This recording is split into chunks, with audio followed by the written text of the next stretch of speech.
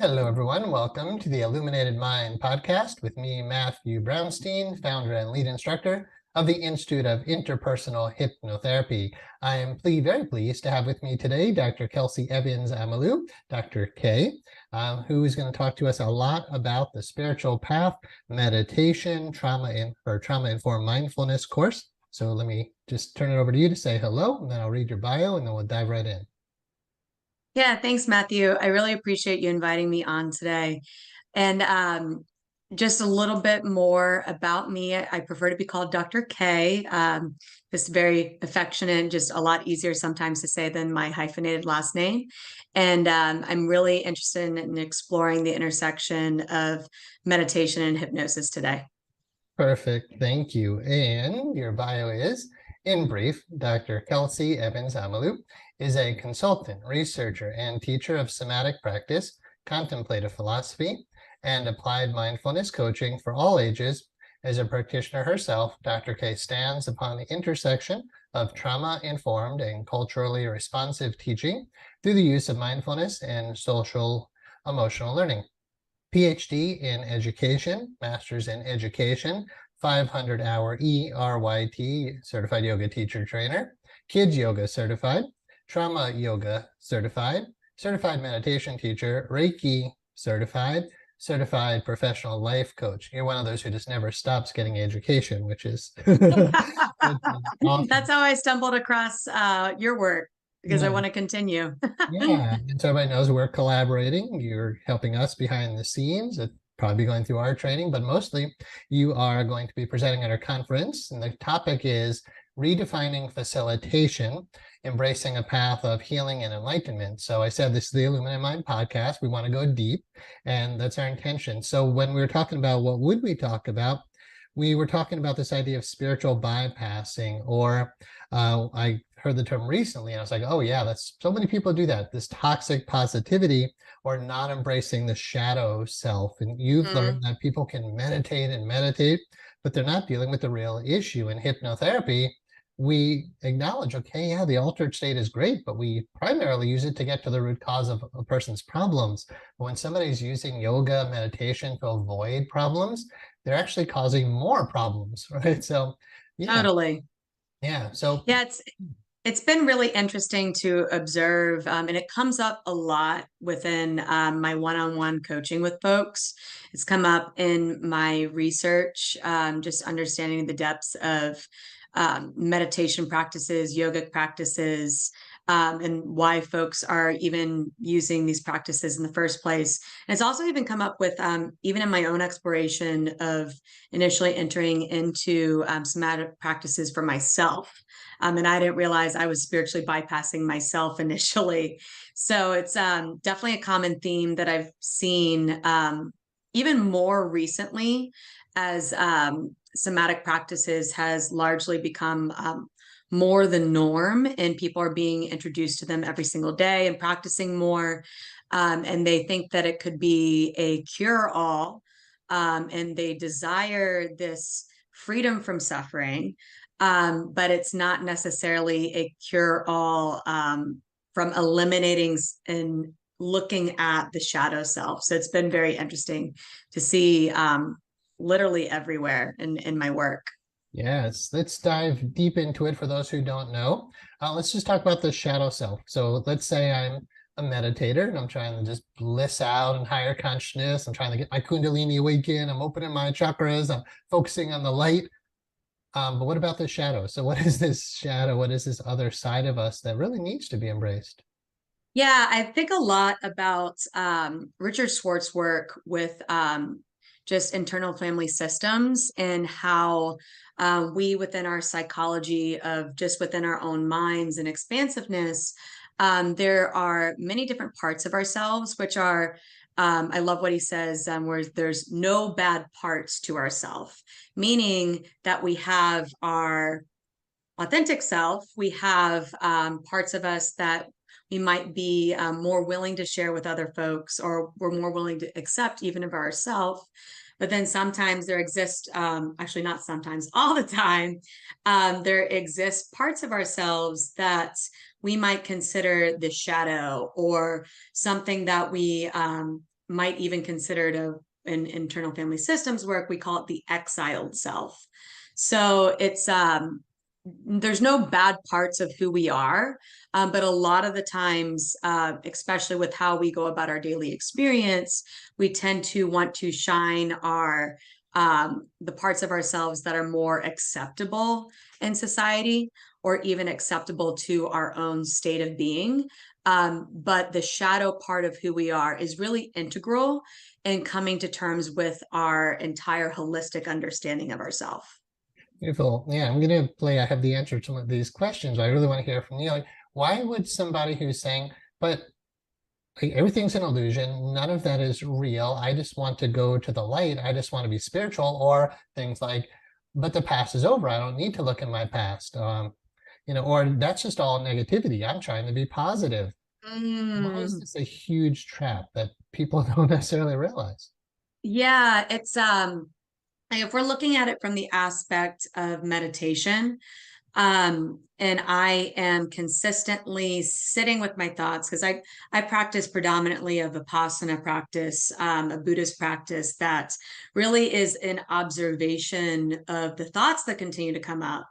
So if I were to sit and practice and not acknowledge the part of myself that continues to arise in my own mind, where I'm noticing these things of the self-talk, these limiting beliefs that continue to arise every time that I sit on the meditation cushion, then I'm really creating a trap for myself where I'm not accessing a deeper understanding of like, okay, well, where is this limiting belief arising? And how can I look at this limiting belief as a gateway or a tool to access even, yes, positivity, yes, moving towards the light. But if we're not going through all the different doors of our own mind, it's really challenging to get to quote unquote the light, or really starting to see and have a more neutral understanding of our own thoughts and positive or negative or whatever you want to call it. Yeah, you use the term spiritual bypassing. How would you define that? It sounds to me like you're saying, well, I want to get to the light, so I'm like skirting around my heart. I'm avoiding my body and Yeah. like I'm not looking at the somatic side, I'm not looking at the emotional side. I'm just like, is bypassing just skirting around the human to try to find spirit? Yeah, that's a great question. So from just a not a theoretical understanding or like the scientific terminology of it, but for spiritual bypassing, it's often used within, and you can, I mean, you can apply it really anywhere. But spiritual bypassing, in layman's terms, would be using a practice or using a religious tradition, a spiritual tradition to almost move into this state of toxic positivity where we are I have a lot of my background and how I was personally raised. I was raised Southern Baptist, and to kind of give an example of what spiritual bypassing is, oftentimes my upbringing suggested to just pray away some of the things that I was experiencing. And a lot of these experiences were very much traumatic experiences in my own upbringing. And I thought that I could just pray it away, or using even going to other religious traditions of using a particular practice to kind of ignore what we were talking about earlier, the shadow side of the self, or one part of ourself that really needs to be addressed. So yes, these practices of that are rooted in the spirituality and religion are amazing, but if it's limiting understanding our entire aspect of ourself, that would technically be termed spiritual bypassing. Thank you for the explanation. I think this is such an important topic. I know students who go through my training, clients I've worked with, it's amazing how the human heart, like we know it's all about the heart, but internally, like you said, let's leave the science aside. Like, what is your own internal subjective experience? If you're denying that you have a body and an emotional side of you, then meditation really can be, in some sense, destructive. If you're Yeah. ignore all of that. So you teach something called trauma-informed mindfulness, a trauma-informed mindfulness course. Can you elaborate on how, like what that is, and how the trauma part relates to mindfulness? That it sounds like you're willing to be mindful of your traumas instead of only trying to be mindful of the light. Right, exactly. And so a lot of the times, let me define trauma informed mindfulness first, because I'm like, I can just quickly jump in with many example after example. But trauma informed mindfulness is actually a pretty recent thing that came about through a guy named David Trelevin, who is also a therapist, a wonderful human being. And he calls it more trauma sensitive mindfulness. Trauma informed, trauma sensitive, relatively the same thing. But what he was looking at in his work as a therapist when he was using mindfulness-based practices, so he kept seeing this spiritual bypassing occur. And a lot of the times, folks would have adverse reactions to mindfulness-based interventions when it wasn't being looked at in a trauma-informed way. So because so many folks have had traumatic experiences, right now I believe the statistic is about 70 to 80% of folks in the United States have had some form of traumatic experience within some part of their lives. So that's a pretty high rate, considering that a lot has happened even just within the past 5 years that would be identified as traumatic, just as a global context. But trauma-informed mindfulness is really necessary to, yes, apply mindfulness-based interventions of awareness, compassion, using meditation as a tool for mindfulness-based interventions, and other forms of somatic-based practice. But if it's not looked at through a trauma-informed lens, it can be really challenging for not only ourselves as the practitioner of mindfulness, but if I am a teacher of mindfulness-based practices, or if I am a therapist that's using mindfulness-based practices, if we're not taking that trauma-informed approach, it could be detrimental to our clients, to the classes that we're teaching, and also even to when I personally practice, or if you personally practice. So it's just a different way of considering the intersection of a trauma-informed approach and understanding what trauma is, and also looking at, well, what is mindfulness and how can I apply this to personalize and support myself along the way, and looking still at like the hard stuff, but doing it in a way that I won't be re-triggered or re-traumatized, where I can end up spiraling out and just going backwards. So trauma-informed mindfulness is, again, just a different way of approaching mindfulness-based strategies or practices as a whole.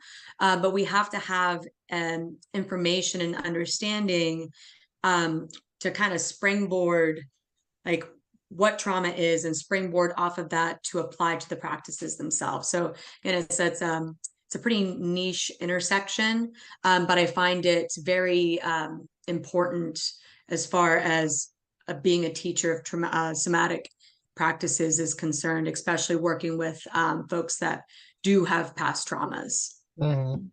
So valuable. It sounds like a maturation of an understanding that we're finally getting in the West, because you have Yes. meditation, but then Westerners weren't so into that. We called it mindfulness. Okay, now we're into mindfulness. Right.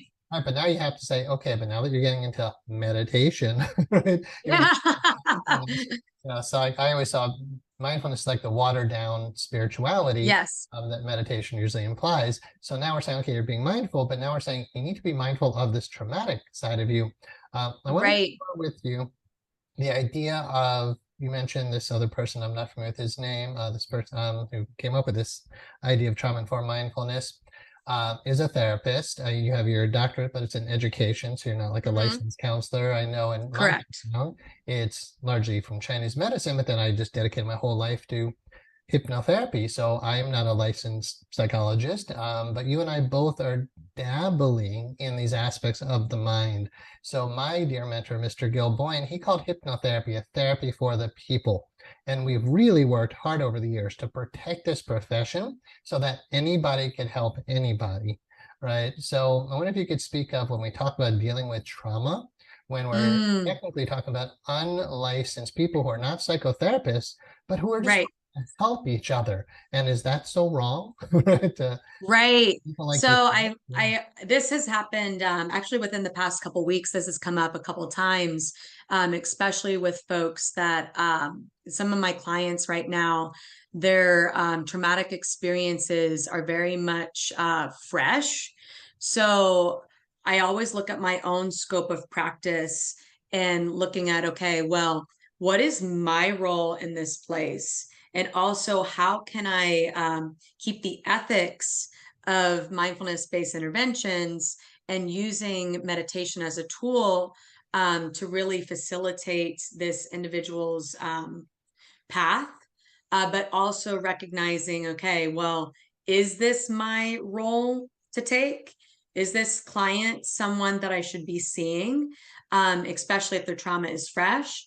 And generally, when I go through the process of just the intake forms with a client, I'm always trying to maintain an ethical understanding again of where my scope of practice is.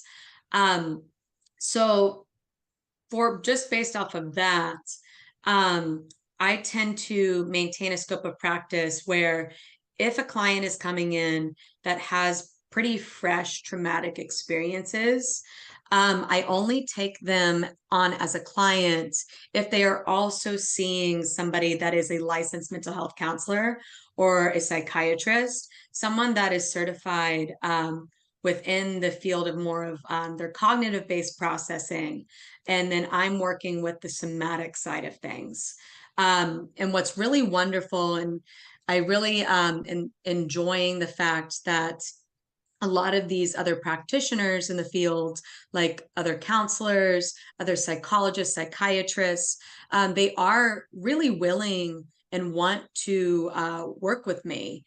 Where if I have a client again that has had a fresh traumatic experience, or again, maybe it's causing like they were re-triggered or re-traumatized, I always get the client's permission to see if I can have a conversation with their therapist, if they're open to that, because I believe that we are a field of practitioners working together for the holistic understanding of an individual. And that's where I try to make sure that I create boundaries for myself, because I know that my scope of practice is definitely not clinical. So I try to maintain that ethical understanding, but also still serving the client in a way that gets them on a path towards greater healing and awareness, but doing it again in a trauma informed and also within my own scope of practice. Beautiful. It's, again, it sounds like a very mature and responsible way to practice. I mean, in our school, we teach scope of practice assessment, we teach ethics, understanding the law, and never working outside of the scope of your credential. Totally. Yeah. Totally. And I see that a lot. Mm. Um, I don't know if you see that a lot in hypnosis practices or folks that use hypnosis as an intervention tool, but I see that a lot in life coaching. I see it in meditation coaching. It seems to be a thing that has greatly arisen within the past like decade as Mm. coaching has become a lot more popular and accessible. But I'm curious to see if that's something that you've encountered as well. Yeah, well, I think, like we're saying, more and more people are getting into caregiving and wanting to help others. In A Course in Miracles, there's a question in the teacher's manual. It says, is psychotherapy a profession? And it says, strictly speaking, no, because how could something Right. that everyone is involved in be a separate profession? Although it says that Completely. some people go on to make that their profession. So yeah, I mean, I see that with coaches. I see that in our field. You see this with meditation instructors. It's like, how much do you push that? But anyway, I'm glad Right. we talked about it. We'll stay more in the internal process itself. So we talk about bottom up or top down? And most people tend to say both approaches are really valid, but I wonder if you can just elaborate from your work and what is it like to start bottom up, the somatic side, or what is it like to start from top down? Just want to hear your thoughts about that. Yeah, I think it goes back to the example that I just gave and the importance of working with other practitioners, especially if a person is already coming in with a therapist and they're predominantly operating from the top down, being like working with more of cognitive-based therapies versus what I tend to work with, which would be bottom-up approaches of working into the body first.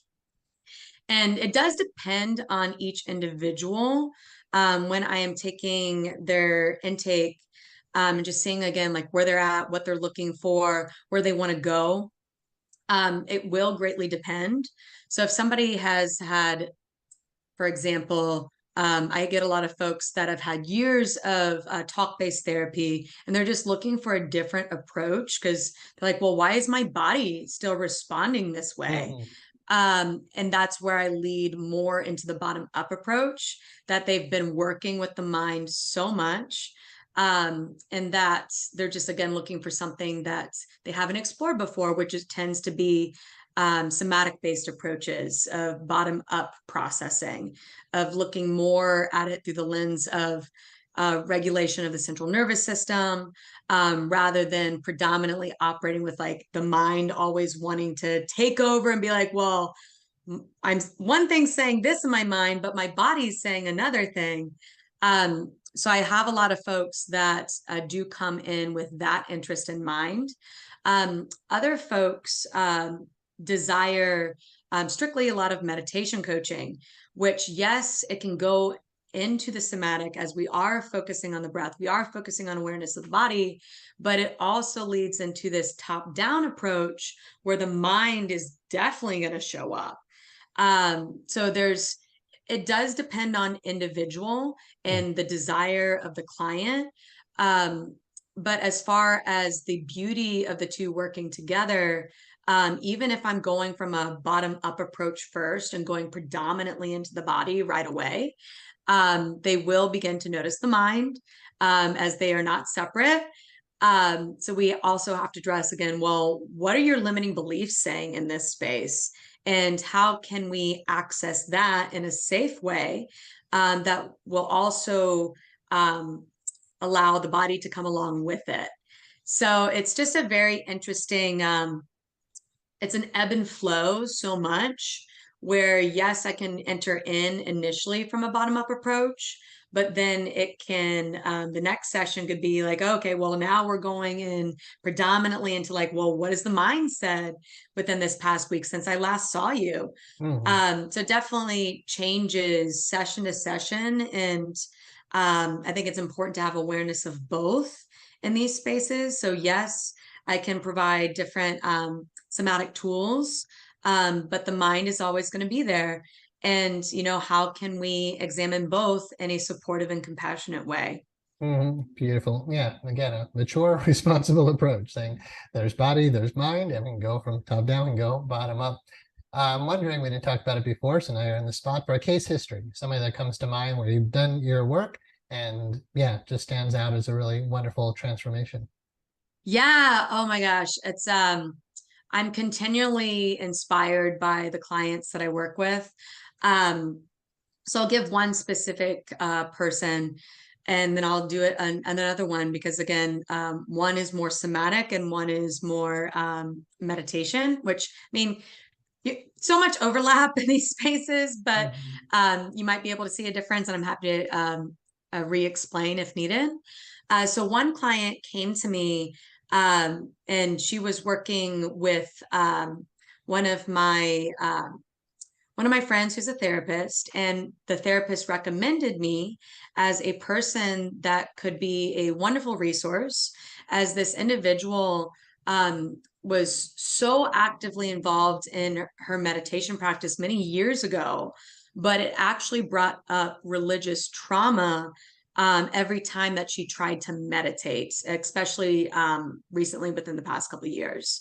So she came to me at the intersection of the desire to meditate and the desire to have just a deeper understanding of self-regulation tools, and deeper awareness of herself. But the inhibiting factor of her practicing was the religious trauma that she kept experiencing. So what was fascinating in this, in the gateway to practice, is a lot of the research suggests that other practices that wouldn't be in alignment with a lot of what she was triggered by was a lot of prayer, or any other formal practice where, you know, we'd sit down and we begin a meditation, and she'd just freeze. So a lot of the research that I was looking at was initially with more of the creative side and more of the movement side of somatic and contemplative practices. So we entered in from that space rather than the formal practices, which she often associated with her Christian upbringing of stillness practices, generative practices, where she automatically associated that with the religious trauma and the triggers that would just automatically just send her into fight or flight, sometimes freeze responses. We went the other route of creative. So we did a lot of different coloring. We did ecstatic dance. We also did yoga as a mindful movement-based practice. And it took a little bit for her to kind of process what was happening in her body first. But one day it clicked where she's like, Kelsey, I'm ready to meditate. I was like, oh, okay. She came to session. She's like, I really want to try meditation. She's like, I trust you, which is another really big thing in trauma-informed mindfulness is, yes, the scope of practice and what I personally do, but also creating a relationship that feels safe.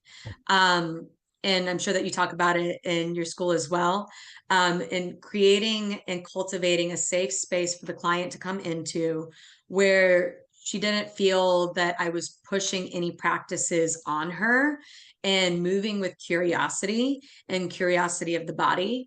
And she felt really ready to pursue something that still felt that it could potentially be traumatic, but she trusted me to move her through in a way and facilitate the process that still felt agentic to her choice and her human needs. And it took a couple months to get there, but now she's choosing to meditate every single day on her own accord. She's now bought a couple books that are now pursuing just the depths of like what meditation is. And of course I go over that with her, but also giving her agency, like, hey, here's some resources. If you want to pursue this more deeply, you have that option. And now we're going into a lot of the shadow side that is coming up now that she's moving into this deeper state of meditation that she's been practicing for the past couple months. So it's been really beautiful to see this transformation of the first session that we worked together. We did a coloring based activity that even that felt triggering, even though it was from a mindfulness based understanding, to now moving into in just 6 months, which that might feel really long for the client, and I totally acknowledge that. But from the grand scheme of things, that's really a short amount of time to move from like, can't even color as a mindfulness-based practice to now sitting in like 20-minute Vipassana-based practices that allow her to sit with some of her emotional experiences, sit with her body, and sit with the mind. It's been really beautiful to witness. So that would be definitely a client that I would say would be more of the meditative aspect. But yes, I did more of the bottom up approach.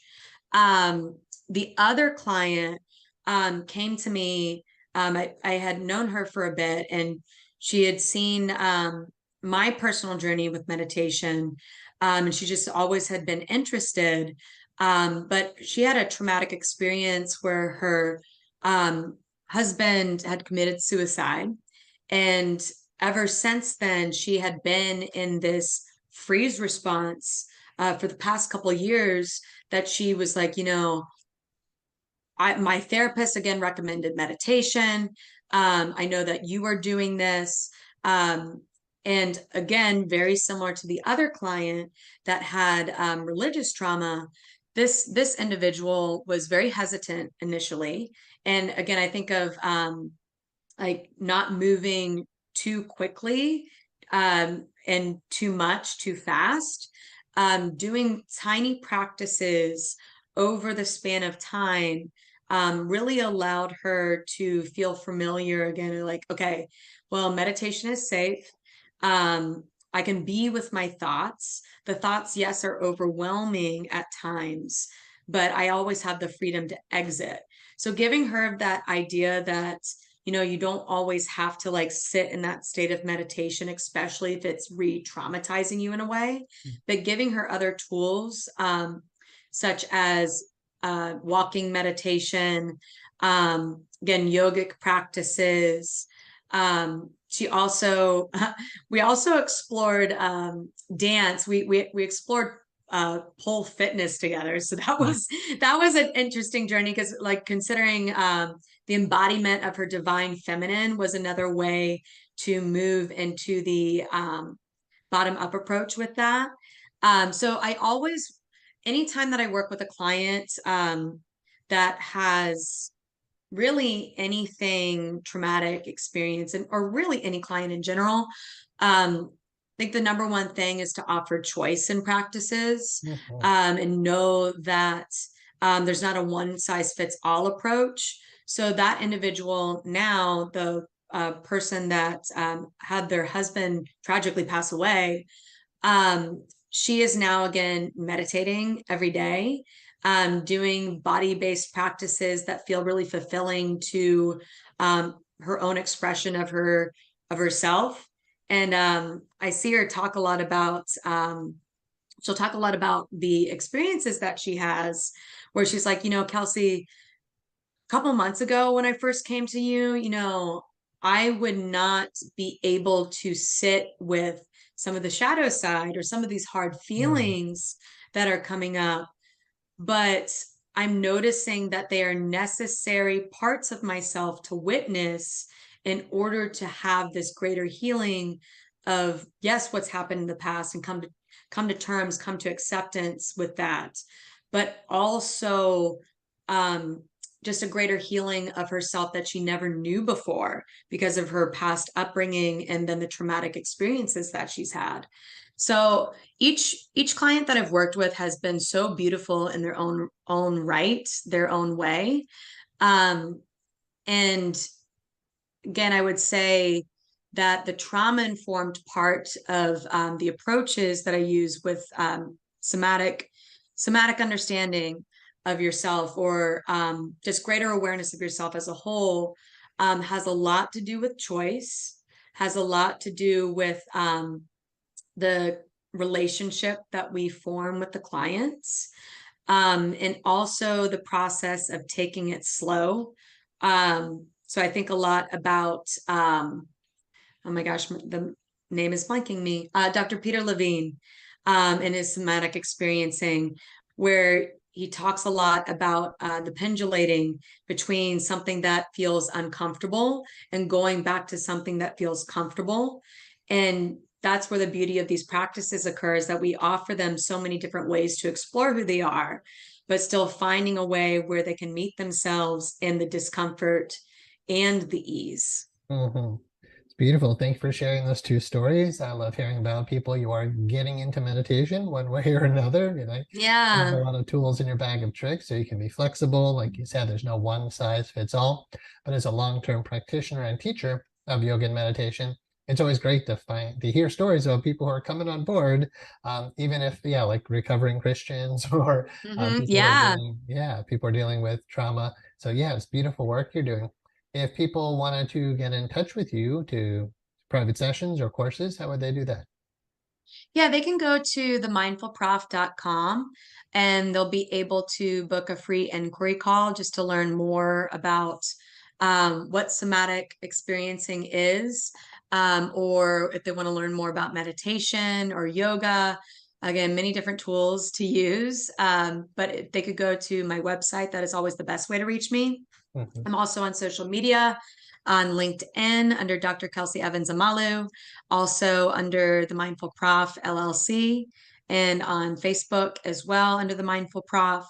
I'd be happy to reach out and talk to them because, again, sometimes this stuff can feel really overwhelming, especially because, like you're mentioning earlier, in a westernized understanding, mindfulness has been greatly watered down, and now we just use it in our common language. And we're like, well, what does mindfulness even mean? I'm so confused.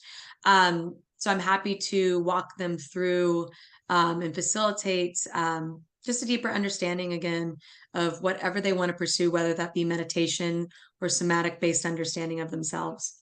Beautiful. Thank you. I can't wait to hear you present at our conference and to keep working with you in collaboration. If you had some closing words, anything you would share, this is your chance to have a message to the world. What would that be? I like to think about Dr. John Kabat-Zinn's quote where he says, we can't stop the waves, but we can learn to surf. And yes, that there will be many different experiences that we have over our lifetime, whether that they range from traumatic to happy. But we have tools that we can access from many different practitioners that we can use to help the surfing be a lot easier. And that we can actually balance on the board of the surfboard, if you will. So again, just thinking about spiritual bypassing and like the positive negative experiences of life. Yet, yes, the waves will happen. Yes, we will have some stillness. Yes, we will have a complete deluge of water, but always looking for ways to access our toolbox just for a greater peace and equanimity of ourselves. It's beautiful. Thank you. I love that quote. So you can't stop the waves, but you can learn how to surf. Yeah, learning to surrender, to open up, to allow emotions to flow, not to be suppressing them, but to learn to dance with all of it instead of these walls and divisions that we put up. So thank you so much for Totally. offering a beautiful holistic model, and holistic in the sense of working with other practitioners too, and honoring everybody has their place. So right on. Good job, you. Keep up the good work.